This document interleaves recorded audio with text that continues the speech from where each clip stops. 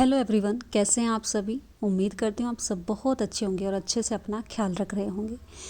तो ये भी आशा करती हूँ कि आप सभी टीजीटी और पीजीटी की बेहतरीन तैयारी कर रहे होंगे, क्योंकि आप सभी जानते हैं कि टीजीटी पीजीटी का जो डेट शीट है वो आ चुकी है, यानी कि एग्ज़ाम डेट आ चुकी है और आप बेहतर तरीके से कर रहे होंगे तैयारी। और काफ़ी टाइम से आप सभी लगे हुए हैं। और ये जो अब फाइनल हमारा जो टाइम है कि रिवीजन का, या फिर कहें जिन्होंने अभी तक बिल्कुल शुरुआत नहीं करी है वो अब अपने आप को देखें कि कहाँ खड़े हैं और अच्छे वे में तैयारी करें, क्योंकि अभी हमारे पास बहुत अच्छा टाइम है, ये समय है जो आपको लेके रखना है, जो कि जून में आपका एग्ज़ाम है टीजीटी का। तो बेहतरीन तरीके से आप तैयारी कर सकते हैं और बेहतर वे में आप अपना एग्ज़ाम दे सकते हैं और एक जो पा सकते हैं अच्छा आपका यहाँ पर एक सुनहरा मौका, जो आप टीचर बन सकते हैं। आई होप आप सभी बहुत बेहतरीन तरीके से तैयारी कर रहे होंगे। तो मैं आप ये जो सेशन लेकर आई हूँ, ये है हमारा किसके लिए। यहाँ पर अगर हम बात करें जो कि आपका ये मैं लिटरेचर ऑफ इंग्लिश लिटरेचर, जो कि हिस्ट्री से रिलेटेड हमने कुछ क्वेश्चन रखे हैं। इसमें कुछ आपके जो राइटर्स हैं, हमारे चारों राइटर्स, उनसे रिलेटेड आपको क्वेश्चन देखने को मिलेंगे। और ये सीरीज़ बिल्कुल इस तरीके से चलाई जाएगी ताकि आप बेहतरीन तरीके से बिल्कुल जीरो लेवल से एडवांस लेवल तक हम पहुँचेंगे, उस तरीके से हम यहाँ पे करेंगे। तो जिन्होंने भी चैनल को सब्सक्राइब नहीं किया है वो चैनल को सब्सक्राइब जरूर कर ले, ताकि नोटिफिकेशन उनके पास समय से पहुँच पाए। तो पहला क्वेश्चन है कि who is traditionally organize as the father of English literature. आपको बताना है father of English literature and the first poet buried in the post corner of Westminster Abbey. आपको बताना है कि जो फादर ऑफ लिटरेचर, आपको पता ही है किसको कहा जाता है, जो कि हमारा हो जाएगा यहाँ पे जो आंसर हो जाएगा वो हो जाएगा आपका जाफरी चौसर। और इसको एक चीज़ यहाँ पे आपको देखने को मिलेगा, जो फर्स्ट पोएट थे जो कि जिनको बैरिड किया गया था, पोएट्स यानी कि कॉर्नर ऑफ वेस्ट मिनिस्टर अबे में। ठीक है, तो यहाँ पर ये जो आंसर है हमारा, आप देख सकते हैं यहाँ पे आंसर आ गया है। तो बेहतरीन तरीके से आपको एक नए क्वेश्चंस यहाँ पे देखने को मिल रहे हैं और एक नई उसके साथ आपको जिनके इन्फॉर्मेशन के साथ। तो ये क्या है, फादर ऑफ इंग्लिश लिटरेचर कहे गए हैं इनको। The was the first poet buried, जिनको वेस्ट मिनिस्टर अबे में इनको बैरिड किया गया था। स्पेंसर को क्या कहा जाता है यहाँ पे, कि ये क्या हो जाएंगे, ये पोएट्स एंड पोएट्स यानी कि कवियों के कवि किसको कहा जाता है, एडमंड स्पेंसर को कहा जाता है। तो ये भी एक पॉइंट है जो आप याद रखेंगे। चलिए फिर नेक्स्ट क्वेश्चन हमारे सामने कि in Shakespearean criticism which female character is frequently refer to as the fourth witch. ये सिंपल क्वेश्चन है, आप सभी बेहतरीन तरीके से आपको पता है सभी को किसका आंसर क्या है। तो ये क्वेश्चन का आंसर, लेकिन हमें ध्यान रखना है कि छोटे छोटे ऐसे क्वेश्चन जो कि आपको बिल्कुल, आपने देखा अभी एलटी ग्रेड में कितने जो क्वेश्चन ऐसे थे जो बिल्कुल सिंपल थे और हम उन्हें गलती करके आ गए हम उनको, है ना। कई क्वेश्चन हमारे इस तरीके से गलती हुई कि जिनको हमने बिल्कुल ये लगा रहे यार ये तो बिल्कुल आसान है क्वेश्चन है, और वो कहीं ना कहीं वही गलती हो गया। ठीक है, तो आंसर आपको पता है यहाँ पे लेडी मैकबेथ है। और लेडी मैकबेथ को क्यों कहा गया है फोर्थ विचेस, क्योंकि ड्यू टू हर इन्फ्लुएंसेस जो कि over Macbeth and her role in the play's supernatural atmosphere. तो ये एक सुपर नेचुरल एटमोसफेयर को क्या करती है, क्रिएट करती है। उस तरीके से आपको देखना है कि पूरे ही मतलब मैकबेथ की पूरी लाइफ को क्या कर देती है, बर्बाद कर देती है। इसकी मतलब इसकी रानी बनने की जो इच्छा थी वो इस तरीके से सर चढ़ती है कि उसको बर्बाद करके ही छोड़ती है। ठीक है, चलिए फिर देख लीजिए नेक्स्ट क्वेश्चन है कि at what age did John Milton become completely blind. आपको बताना है कि ये जो मिल्टन थे वो, यानी कि जॉन मिल्टन थे हमारे, तो वो कम्प्लीटली कब, यानी कि टोटली ब्लाइंड हो गए थे। ठीक है, ये आपको बताना है यहाँ पे। तो किस एज में हो गए थे, ठीक है, 42 में हो गए थे, 44 में हो गए थे, या 46 या 48 में हो गए थे। तो डेफिनेटली आपको इसका आंसर भी पता होगा। तो इसका जो आंसर होगा वो हो जाएगा हमारा बी आंसर, डेफिनेटली सही हो जाएगा। क्योंकि जैन की John Milton become totally blind at the age of 44, और ये कब हुए थे, 1652 में हो गए थे। ठीक है, ये आपको ध्यान रखना है। तो एंड 1650 में इनकी वन साइड जो वो आइज़ थी उसकी क्या हो गई थी, रोशनी चली गई थी। ठीक है, तो यहाँ पे आपको ध्यान रखना है पूरी तरीके से टोटली कब ब्लाइंड हुए थे आपके यहाँ पे 1652 में हो गए थे, जबकि 44 साल के थे। ठीक है, तो ये चीज़ भी आपको यहाँ पे ध्यान रखते हुए चलनी है कि डेफिनेटली ये सब चीज़ें आपको पता होनी चाहिए। ठीक है, चलिए भाई नेक्स्ट क्वेश्चन हमारे सामने है कि हाउ मैनी बुक्स आपको बताना है कि कितनी बुक्स या फिर parts are there in the final version of William Wordsworth यानी कि मैग्मम, जो कि अपोज था उनका, जो कि the prelude published post museum in 1850, यानी कि उनके मरण उपरांत, जिसको अगर हम बात करें, जो कि क्या था आपका, द प्रील्यूड था, जिसको पब्लिश कराया गया था, और वो कितनी बुक्स के साथ या कहीं कितने पार्ट्स के साथ उसको पब्लिश कराया गया था। तो डेफिनेटली उसको कितने पार्ट्स के साथ क्या कराया गया था, यहाँ पे हमारे पास आंसर मिल जाएगा। तो वो कितनी थी यहाँ पे 14, ठीक है, 14 बुक्स के साथ उसको क्या किया गया था, पब्लिश कराया गया था। और डेफिनेटली ये भी बात आपको पता होगी, आपने सभी आप जानते हैं इसके लिए भी, कि ये किसने कराई थी, उनके मरणोपरांत उनकी वाइफ मैरी हचिंसन ने कराई थी, ठीक है। मैरी हचिंसन ने इसको क्या कराया था, इसको पब्लिश कराया था, जो कि अगर हम बात करें 1805 में लगभग ये इन्होंने मतलब लगभग इनकी कंप्लीट मतलब लगभग 10 बुक के समथिंग ये पूरी हो गई थी, लेकिन ये कंप्लीट जो इन्होंने कराई थी तो 1850 में इनकी वाइफ ने कराई थी, जब ये कंप्लीट 14 बुक्स के साथ, ठीक है। तो ये आपको ध्यान रखना है। नेक्स्ट क्वेश्चन है हमारे सामने कि which literary term refer to the reversal of fortune यानी कि experience by our tragic hero के अकॉर्डिंग अगर हम बात करें, जो उसका एक्सपीरियंस होता है, यहाँ पे आपको टर्म बतानी है कि रिवर्सल ऑफ फॉर्चून का क्या किस मतलब इसके लिए क्या भाग्य का बदलना, यानी कि इसके लिए क्या टर्म यहाँ पे दी गई है, ठीक है। कथारसिस है, या फिर आपका पेरिफेट्रिया है, या फिर हमार्सिया है, या फिर एनाग्रोडिस था। तो क्या यहाँ पर आपका आंसर सही हो जाएगा, जो कि रिवर्सल ऑफ फॉर्चून यानी कि भाग्य का बदलना कहाँ कब आपको यहाँ पे किस इसके लिए क्या टर्म दी गई थी, और वो आपको पता है किसने दी थी, तो ये भी आपको पता है। अगर हम बात करें यहाँ पे जो उसका आंसर हो जाएगा हमारा डेफिनेटली आपने देख लिया होगा, समझ लिया होगा, जो बी आंसर है पेरिफेटिया। तो क्या आंसर हो जाएगा पेरिफेटिया, क्या है peripeteia, is the sudden reversal of fortune और चेंज, या फिर चेंज हो जाता है इन कैरिकुलम्स यानी कि स्टेटसमेंट्स स्पेशली इन आ ट्रेजेडी, और ये स्पेशली किस में यूज होती है, ट्रेजेडी में होती है। कथारसिस क्या होता है, एक यानी कि अगर हम बात करें प्योरिंग ऑफ इमोशन होते हैं, emotions like PT and fair, यानी कि जो दर्द दुख और किसको डर यहाँ पे करता है, यानी कि डर को, ठीक है।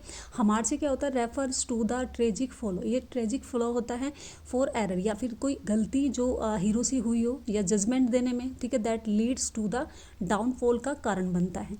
फिर एनाग्रोसिस की अगर हम बात करें, is the moment of discovery और रिकॉग्नाइजेशन व्हेन द हीरो, ठीक है, रियलाइजेस द फोर यानी कि ट्रूथ ऑफ देयर सिचुएशन, जहाँ पर उसको सच का पता चलता है, यानी कि जब किसी चीज़ का सच का पता चलता है हीरो को, और वहाँ पर क्या होता है उसकी वो क्या करता है, डिस्कवर करता है, उसके बारे में पता लगाता है। जैसे हम देखते हैं हैमलेट में जब उसको पता चलता है, ठीक है, यानी कि हैमलेट को कि उसके पिता को किसने मारा है, ठीक है, इस तरीके से।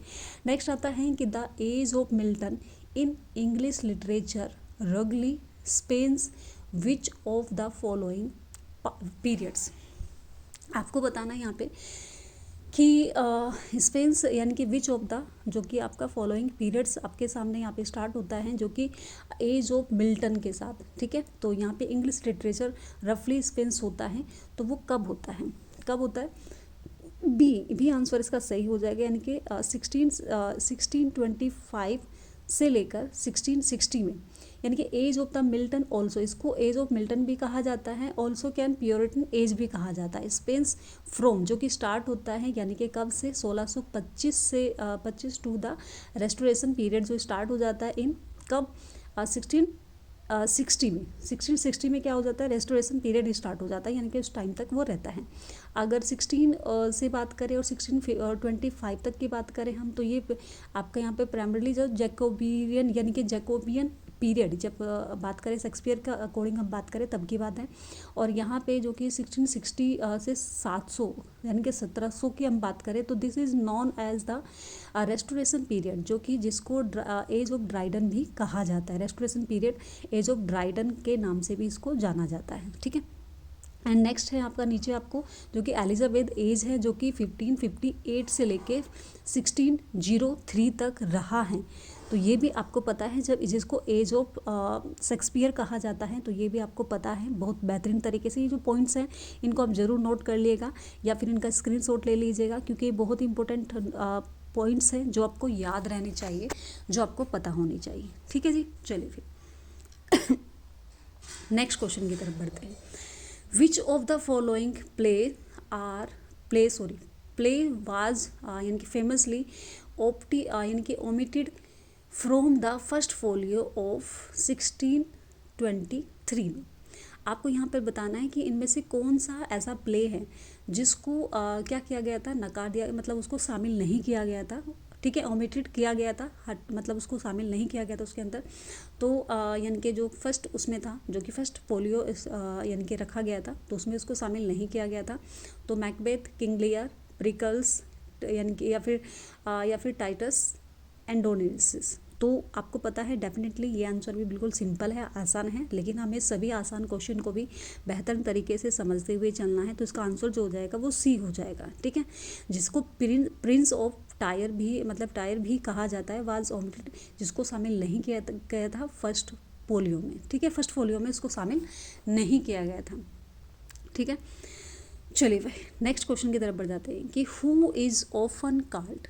आपको बताना है कि उस मतलब वो कौन है, क्या कहा जाता है उसको, जो the poetical son of Spencer, यानी कि पोइटिकल सन्स ऑफ स्पेंसर किसको कहा जाता है, ये आपको बताना है। तो जॉन मिल्टन है, विलियम शेक्सपियर है, विलियम वर्ड्सवर्थ है, या फिर जॉन गाल्सवर्दी है। तो डेफिनेटली हाँ आपको पता होगा इसका आंसर क्या है। इसका जो आंसर हो जाएगा वो हो जाएगा जॉन मिल्टन, क्योंकि जॉन मिल्टन ही ऐसे शख्स हैं जिसको, यानी कि अगर हम बात करें, जो कि द पोइटिकल ऑफ यानी कि सन ऑफ स्पेंसर। ठीक है, यानी कि जो काव्यगत पुत्र है, बेटा है स्पेंसर का, वो नाम दिया गया है किसको, जॉन मिल्टन को दिया गया है। तो सन ऑफ स्पेंसर उसको कहा गया है क्योंकि वो क्या थे, डीपली एडमायर थे, यानी कि उसके प्रशंसक थे। Was influence by Edmund Spenser work, वो उसके वर्क से बहुत ज़्यादा प्रभावित थे। इसलिए अगर हम बात करें कि उनका इन्फ्लुएंस देखा जाता है उनके वर्क में, तो वो बहुत ज़्यादा उनसे प्रभावित थे। इसलिए यहाँ पर अगर हम बात करें, अभी पीछे हमने पढ़ा कि पोइट्स एंड पोइट्स किसको कहा जाता है, कवियों के कवि, तो वो भी एडमंड स्पेंसर को कहा जाता है। एंड यहाँ पर पूछा गया है कि पोइटिकल सन ऑफ स्पेंसर वो कौन है, आपके जॉन मिल्टन है। तो ये दोनों ही बातों को आप डेफिनेटली याद रखेंगे बहुत अच्छे से। चलिए फिर नेक्स्ट क्वेश्चन है हमारे सामने, इन ट्रेजिडी में आपको बताना है कि what is the term use to describe the error of judgement. Error of judgement के लिए आपको डिस्क्राइब करना है कि कौन सी यहाँ पर टर्म का यूज किया गया है। और या फिर अगर हम बात करें फैटल फेलो, इसको बताया गया है that leads to the downfall of the hero का जो डाउनफॉल होता है वो स्टार्ट हो जाता है। अभी हमने पीछे पढ़ा भी है, ये चारों ऑप्शन आपको बताना है यहाँ पे, कथारसिस है, या फिर कैटास्ट्रोफिस है, या फिर एनाग्रोसिस है, या फिर हमार्सिया है। ठीक है तो कौन सा आंसर यहाँ पर आपके सामने यहाँ पे देखने को मिलेगा, तो बताइए ज़रा।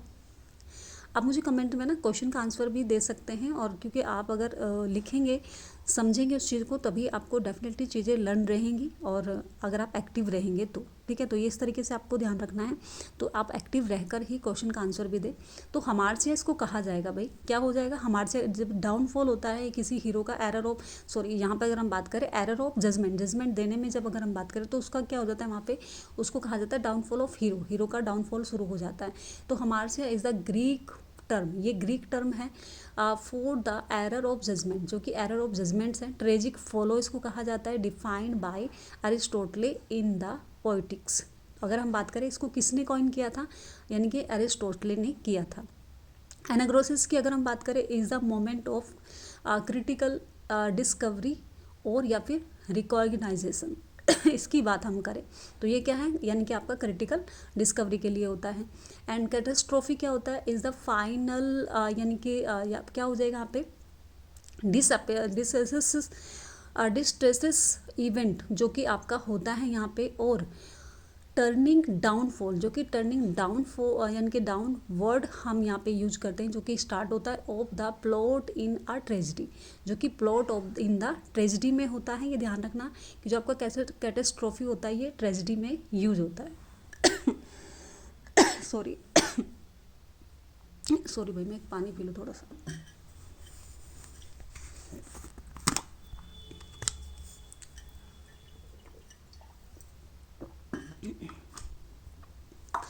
सॉरी। अब देखिए ज़रा, यहाँ पे क्वेश्चन दिया गया है दूसरा आपका कि in which year was John Milton famous यानी कि पेस्टोरल इलेजी, जो उनकी जो फेमस पेस्टोरल इलेजी हैं लिसिडेट्स, रिटर्न यानी कि रिटर्न की गई थी, वो कब, कौन से ईयर में की गई थी। अब इसका आंसर आपको डेफिनेटली पता होगा, तो इसका जो आंसर होगा मैं सीधे बताती हूँ, क्योंकि ये ज़्यादा क्वेश्चन बड़ा नहीं है, क्योंकि आसान है। तो 1637 में इसको क्या किया गया था, यानी कि ये रिटर्न हुआ था। टू यानी कि अगर हम बात करें communicate the death of Milton college friend, जो मिल्टन के कॉलेज फ्रेंड थे, यानी कि कौन थे वो, एडवर्ड किंग की याद में उन्होंने क्या किया था, उसको लिखा था, क्योंकि वो क्या हो गए थे, वो यानी कि उस टाइम पे उनके जो कॉलेज फ्रेंड थे वो क्या हो गए थे, डेथ हो गई थी उनकी। नेक्स्ट हम बात करें, यहाँ पे कुछ ऑप्शन आपके सामने हैं। 1632 की बात करें तो क्या हुआ था उस टाइम पे, उन्होंने क्या किया था, फिनिश किया था अपनी हिज एमए की डिग्री, ठीक है, एट कैम्ब्रिज एंड यानी कि रिटायर्ड टू हॉर्सन, ठीक है, हॉर्सन यहाँ पे अगर हम बात करें, जो कि रिटायर्ड टू हॉर्सन हुआ था, और यहाँ पे एमए उन्होंने कंप्लीट की थी। और 1636 की बात करें, जो कि appeared in a collection in 1638, the poem himself was composed in 1637 में, जो उन्होंने अपनी जो पोएम्स थी वो उनको क्या किया, उनका कलेक्शन उन्होंने कंप्लीट तैयार किया था। अगर हम बात करें 1645 में क्या हुआ था, तो उन्होंने क्या किया था, फर्स्ट यानी कि कलेक्शन ऑफ पोएम्स, जो कि poems of mister John Milton के नाम से उन्होंने किया था, वाज पब्लिश, उसको उस टाइम पे उन्होंने क्या कराया था, उसको पब्लिश कराया था। तो ये कुछ पॉइंट्स हैं जो आपको पता होना चाहिए, यानी कि 1645 में क्या हुआ था, उन्होंने जो उनकी जो इस ईयर में क्या हुआ था, his first collection of poems, उनके जो पोएम्स थी उसको क्या किया गया था, पब्लिश किया गया था। नेक्स्ट क्वेश्चन हमारे सामने कि who is author of the early poetical work, ठीक है, क्या हो जाएगा यहाँ पे, यानी कि डिस्क्रिप्टिव स्टेक यानी कि स्केचेस के बारे में अगर हम बात करें, जो कि 1793 में उसको क्या किया था, इसके वर्क पे काम किया था, तो वो कौन से राइटर थे, ठीक है, who is writer of the early poetical work, जिनका अर्ली पोइटिकल वर्क रहा था, इनके शुरुआती वर्क, ठीक है, तो कौन थे वो, हमारे प्यारे सॉरी मिल्टन कह रही हूँ, ये हो जाएंगे आपके विलियम वर्ड्सवर्थ, ठीक है। तो descriptive sketches and an evening walk were Wordsworth first to publish volume of poetry, ये इनका फर्स्ट इनका क्या था, पोइटिक, अगर हम बात करें फर्स्ट टू पब्लिश यानी कि वॉल्यूम ऑफ पोइट्री था, जिसमें इन्होंने दो किया था, यानी कि कौन कौन सा था, एक आपका डिस्क्रिप्टिव स्केच और इवनिंग वॉक। नेक्स्ट है सेली वाज आ यंगर यानी कि रोमांटिक पोएट, ये यंगर रोमांटिक पोएट के नाम से जाने जाते हैं, who came later than his author, ठीक है, तो ये यंगर यूज के थे, और अगर हम बात करें इनकी, ये ओल्डर एज के थे, कौन, आपके विलियम वर्ड्सवर्थ, ठीक है। तो इसमें आपको कौन कौन से यंगर एज में थे और कौन ओल्डर एज में थे, तो आप मुझे कमेंट में बता भी सकते हैं। आप प्लीज़ इसका आंसर ज़रूर दीजिएगा, ताकि मुझे लगे कि हाँ आप अच्छे से तैयारी कर रहे हैं। चलिए नेक्स्ट क्वेश्चन है कि in the opening invocation of Paradise Lost to what, यानी कि अगर हम बात करें geographical location does the name Horeb refer, आपको बताना यहाँ पे ओपनिंग जो इक्वेशंस दिया है जो इन्होंने, ठीक है, इन्वोकेशन में दिया है पैराडाइज के लॉस्ट के, तो उसमें अगर हम बात करें लोकेशन डज द नेम, किस मतलब जो रेफ़र किया है वो कहाँ से लिया है, मतलब इन्होंने, ठीक है, जो यानी कि फर्स्ट, तो माउंट यानी कि सिनाई है, माउंट हॉरिब है, या फिर द रिवर सिलोय है, या फिर द यानी कि ओनिम माउंट है। तो क्या आंसर यहाँ पर हो जाएगा, क्या आंसर आप बताएंगे यहाँ पे कि ये यानी कि रेफ़र किया गया है, तो बी आंसर इसका सही हो जाएगा, माउंट हॉरिब, ठीक है। माउंट हॉरिब की अगर हम बात करें, जो रेफ़र टू यानी कि Mount Horeb where Muse received the 10 यानी कि कमांडमेंट्स के रूप में यहाँ पे देने को मिलता है, जो कि 10 कमांडमेंट्स दी गई है इसमें। And the Aonian mount refer to Helicon the home of the Muse is Greek, जो कि म्यूज़ ऑफ ग्रीस, ग्रीक की जो म्यूज़ है यानी कि माइथोलॉजी, उसके बारे में यहाँ पे इसके रेफ़र किया गया है। ठीक है, तो ये दोनों ही ऑप्शन आप डेफिनेटली अच्छे से याद रखें, आपको पता होना चाहिए। तो आप इनको नोट डाउन करते हुए भी बेहतर वे में चल सकते हैं। ठीक है जी, चलिए फिर आप ये बता सकते हैं यहाँ पे पैराडाइज लॉस्ट जो लिखी गई है वो कितनी बुक में यानी कि कंप्लीट लिखी गई है, तो आप कमेंट में ज़रूर बताएं उसका आंसर भी। ठीक है, ताकि मुझे पता चले कि हाँ आप अच्छे से पढ़ रहे हैं। In William Wordsworth poem the solitary reaper यानी कि द सोलेटरी यानी कि Highland lass is from which country, ये किस कंट्री से बिलोंग करता है, किस कंट्री से है। ठीक है, जो कि विलियम वर्ड्सवर्थ ने ये पोएम लिखी है। आधा यानी कि अगर हम बात करें तो किस में हो जाएगा, आयरलैंड हो गया, स्कॉटलैंड है, वेल्स है, या फिर अरेबिया है। तो डेफिनेटली इसका आंसर तो आप सभी को पता है, क्या हो जाएगा, स्कॉटलैंड हो जाएगा। ठीक है, इसका आंसर क्या हो जाएगा, स्कॉटलैंड हो जाएगा। तो ये आंसर आपको पता है और आपने डेफिनेटली इसका आंसर आप कमेंट बॉक्स में दे चुके होंगे।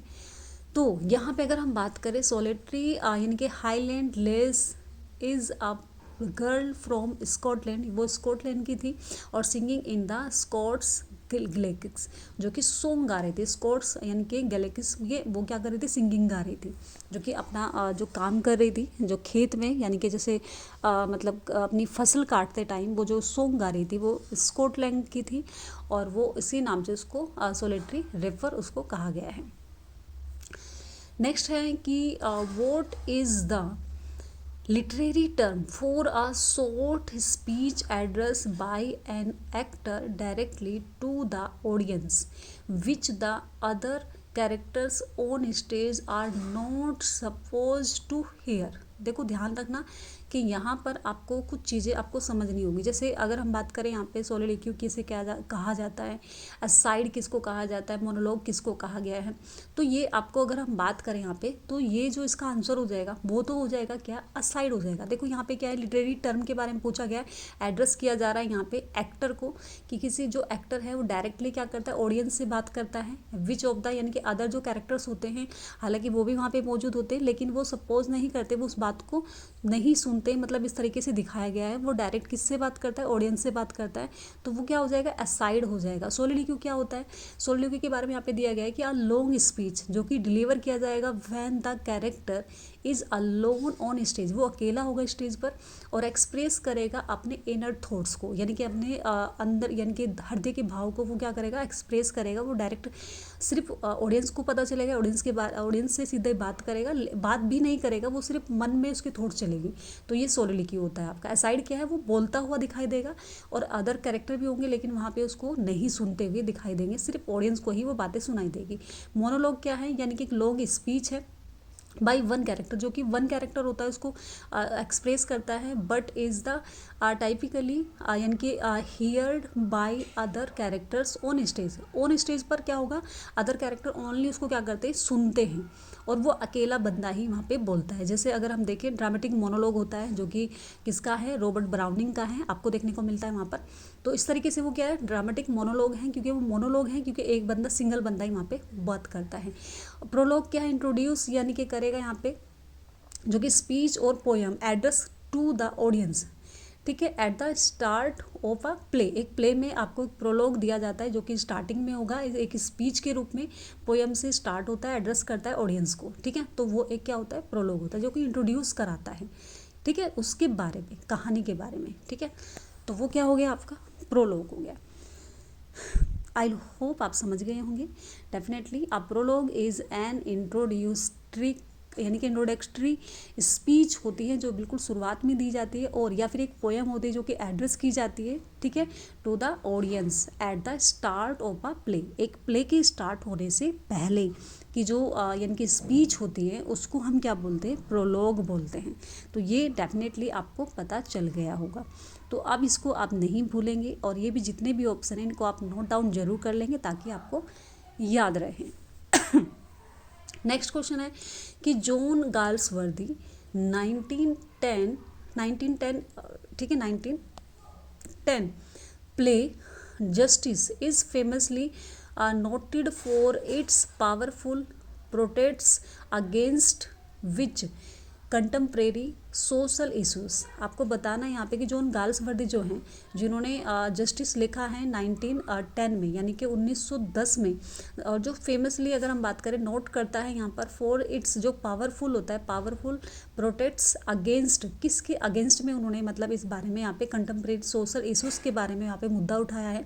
किस बारे में वो कह रहे हैं? चाइल्ड लेबर के बारे में, सोलेट्री यानी कि कन्फ्रेंटमेंट में के बारे में कह रहे हैं, या फिर वोमेन सफर्स के बारे में, सफरिंग के बारे में कह रहे हैं, या फिर इंडस्ट्रियल्स या स्ट्रेस के बारे में वो बात कर रहे हैं। तो डेफिनेटली वो किसके बारे में यहाँ पे बात कर रहे हैं? आंसर हो जाएगा आपका यहाँ पे बी, आंसर यहाँ पे हो जाएगा। ठीक है, सोलेट्री यानी कि कन्फर्मेंट के बारे में यहाँ पे बात कर रहे हैं, जो कि सोशल ट्रेजिडी के रूप में, जस्टिस जो आपका है सोशल ट्रेजिडी दैट एक्सपोजेस करता है द यानी कि क्रूरलिटी ऑफ द प्रिजन सिस्टम, और स्पेसिकली द यानी कि प्रैक्टिस यानी कि, ठीक है, यहाँ पे क्या हो जाएगा? प्रैक्टिस ऑफ सैलरी कन्फ्रीमेंट के बारे में यहाँ पे बताया गया है। और जो आपका स्ट्रिप है, जो कि 1909 में लिखा गया था गाल्सवर्दी का, जो कि फेमस अगर हम बात करें प्ले है, जो कि यानी कि डील करता है with the conflict between lower and capital caste के बारे में, कैपिटल उसके बारे में आपको बात करते हैं।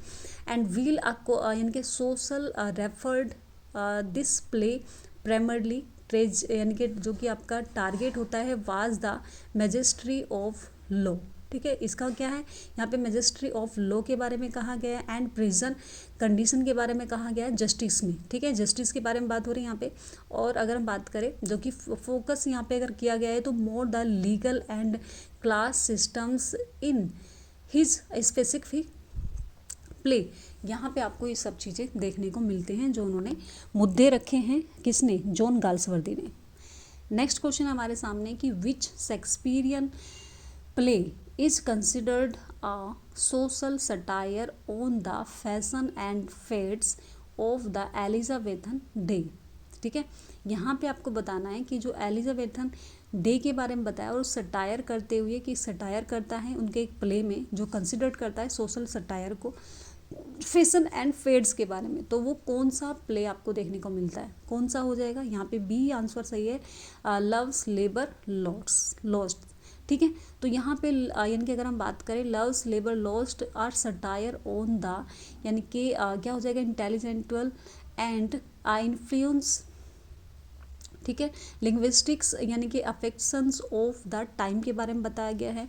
एज यू लाइक इट में क्या बताया गया? दिस इज द यानी कि पेस्टोरल कॉमेडी है, नॉट प्राइमरली सोशल सटायर। कोई सोशल सटायर नहीं है ये, एज यू लाइक इट की बात कर रहे हैं, तो जो कि कॉमेडी है, पेस्टोरल कॉमेडी है। एंटोनियन क्लियोपैट्रा ये क्या है? ये एक रोमन ट्रेजिडी है आपके सामने। एंड अगर हम बात करें मिड समर नाइट्स ड्रीम्स की बात करें, तो ये रोमांटिक कॉमेडी है, जो कि यानी कि इन्वॉल्विंग फेरी टेल एलिमेंट्स के सामने एनिमेंट्स के रूप में दिखाया गया है, जिसमें कुछ फेरी टेल्स भी दी गई हैं। इसके बारे में आपको देखने को मिलता है जब हम इसको पढ़ते हैं, या हम इस प्ले को जब देखते हैं, तो इस तरह की चीज़ें हमें वहाँ पर देखने को मिलती हैं। ठीक है, तो आप चाहे मैंने इसका प्ले भी देखा है, मतलब यूट्यूब वगैरह पे देखा है, तो बहुत अच्छे से कहानी समझ आती है अगर आप इसको देखेंगे अच्छे से, तो डेफिनेटली बढ़िया स्टोरी है। How many sonnets did William Shakespeare right in total? तो ये तो कोई आसान मुश्किल सवाल नहीं है, डेफिनेटली आसान है, लेकिन इसमें मुश्किल सिर्फ इतना है कि आपको मुझे ये बताना है कन्वर्ट करके कि इन्होंने डार्क लेडी को कितने सोनेट्स लिखे हैं। ठीक है, और इन्होंने अपने जो, अगर हम बात करें जो इनके मित्र हैं, ठीक है, उनको कितने सोनेट्स लिखे हैं, और जो कन्वर्सल है इनके वो कितने सोनेट्स हैं, वो आपको यहाँ पे हमें बताने हैं। ठीक है, तो यहाँ पर इसका आंसर तो आपका क्या हो जाएगा? 154 सोनेट यहाँ पे आंसर हमें देखने को मिल जाएगा। तो ये इसका आंसर है, लेकिन कमेंट बॉक्स में आप पूरा जो क्वेश्चन मैंने पूछा है उसका आंसर आप ज़रूर देंगे। ठीक है जी, ठीक है भाई। जो पब्लिश किए गए थे ये 1609 में पब्लिश किए गए थे। ठीक है, विच वेयर पब्लिश किए गए थे, और यानी कि 154 सोनेट्स लिखे गए थे। किसने लिखे थे? विलियम शेक्सपियर ने लिखे थे। और मैंने अभी आपसे पूछा है कि डार्क लेडी को कितने लिखे हैं, ठीक है, सैम हेम्पटन को कितने लिखे हैं, और अगर हम बात करें कन्वर्सन कितने हैं इनके कन्वेंशनल, ठीक है, तो वो आपको बताने हैं यहाँ पे। अब नेक्स्ट क्वेश्चन है हमारे पास कि विच of the following work is ठीक है, नॉवेलिटी राइट बाय जॉन गाल्सवर्दी के द्वारा। यहाँ पर जो ये नॉवल मतलब नॉवेलिटी है, इनमें से कौन सा है, तो आपको ये बताना है कि इनमें से कौन सा नॉवेलिटी है। तो द स्किन गेम है, द एप्पल ट्री है, या फिर द एल्डेस्ट सन है, या फिर लॉयल्टी है। तो कौन सा आंसर यहाँ पे डेफिनेटली आपके लिए सही हो जाएगा। तो कौन सा आंसर हो जाएगा भाई, जो हमारे गाल्सवर्दी हैं ये हमारे क्या हैं, यहाँ पे अगर हम बात करें मॉडर्न एज के राइटर हैं, और डेफिनेटली इन्होंने बहुत बढ़िया तरीके से प्ले लिखे हैं। तो मुझे सबसे ज़्यादा इनके प्ले बहुत ज़्यादा पसंद आते हैं, क्योंकि इन्होंने सोशल सटायर किए हैं, सोशल चीज़ों पर लिखा है जो घट रही है आज के ज़माने में, ठीक है। तो अगर हम बात करें आंसर हो जाएगा ए, यानी कि द स्किन गेम, ये क्या हो गया, नॉवेलिटी है। ठीक है, सॉरी यहाँ पे कुछ ऑप्शन मैं पीछे वापस ले लेती हूँ, बैक।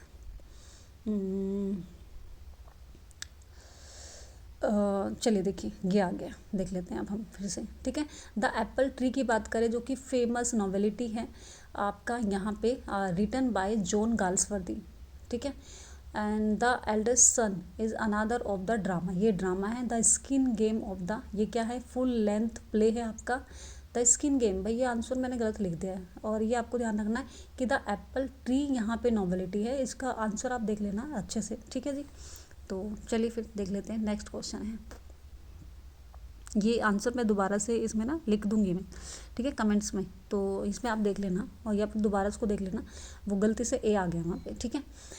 चलिए, इन हिज ब्लाइंड स्टेट, ठीक है, मिल्टन कंपेरिज हिमसेल्फ, अपने आप को कंपेयर करता है टू सेवरल फिगर्स के साथ इन पैराडाइज लॉस्ट में। तो विच of the following is not, अब आंसर भी आ गया है, मैंने जल्दी से शायद क्लिक कर दिया होगा।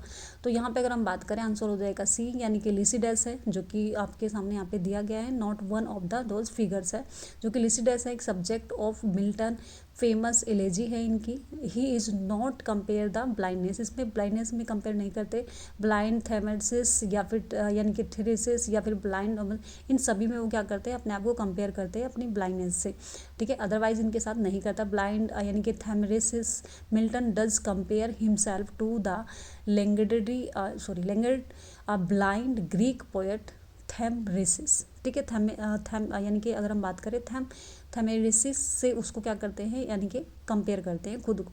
लेकिन लिसिडस क्या है, जो इन्होंने अपने मित्र के लिए लिखी थी, जो इनके कॉलेज फ्रेंड थे, ठीक है, एडवर्ड किंग, उनकी याद में इसको लिखा था। तो यही, इसको ही छोड़ के बाकी सभी यहाँ पर है। नोट का पूछा है, तो इसलिए नोट में क्या हो जाएगा, लिसिडस हो जाएगा।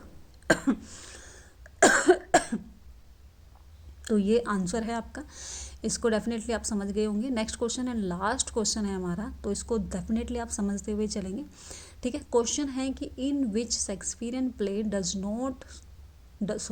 द लाइन, ये जो लाइन दी गई है, the bright day is done and we are for the dark, ठीक है, अक्योर, ये कहाँ से ली गई है, ये आपको बतानी है। देखो बहुत अच्छी लाइन है, the bright day is done and we are for the dark occur, ठीक है। डार्क है और अक्योर की गई है कहाँ से, हैमलेट से, एंटोनी एंड क्लियोपैट्रा से, किंग लियर से, या फिर मैकबेथ से। तो क्या हो जाएगा भाई आंसर, बताइए। इसका आंसर आप ज़रूर बताएं आप मुझे, और मैं ही बता देती हूँ। चलो आप तो क्या ही बताएंगे, मैं ही मेहनत कर देती हूँ आप सभी के लिए। चलो नेक्स्ट आंसर क्या हो जाएगा, एंटोनियन क्लियोपैट्रा में ये लिया गया है। तो this famous line is spoken in Antony and Cleopatra as the tragic, यानी कि कंक्लूजन नियर्स के बाद, हम कंक्लूजन नियर जो होता है उसके मतलब क्या करते हैं उसको, वहाँ पर ये बात कही गई है कि the bright day is done and we are for the dark, ये बात वहाँ पे कही गई है एंटोनियो एंड क्लियोपैट्रा में। तो आई होप ये वीडियो आप सभी के लिए बेहतर तरीके से भरपूर एनर्जी लेकर आई होगी, और आपने इसको बेहतरीन तरीके से समझा होगा, और सारे इंपॉर्टेंट फैक्ट को आपने नोट डाउन कर लिया होगा। स्पेशली आपने जितने भी मैंने कुछ पॉइंट्स यहाँ पे क्लियर किए हैं, उन सभी को आपने नोट डाउन कर लिया होगा। तो यही उम्मीद है, यही आशा करती हूँ कि आप सभी बेहतरीन तरीके से अपनी तैयारी करें और बेहतर स्कोर आप हासिल करें, ताकि आप बेहतरीन तरीके से अच्छा परफॉर्म कर पाए अपने एग्ज़ाम में और एक सरकारी टीचर प्रोफेसर बनकर निकले। तो यही आशा है मेरी, और यही मैं उम्मीद करती हूँ आप सभी के लिए। हम सभी एक बेहतर वे में, एक बेहतर भविष्य के लिए कोशिश कर रहे हैं, और वो भविष्य हमारा ज़रूर बनेगा और ज़रूर हम उस भविष्य को देखेंगे। तो बस यही आशा है आप सभी के लिए कि आप ऐसे ही बने रहें, और जो भी चैनल को सब्सक्राइब नहीं किया वो चैनल को सब्सक्राइब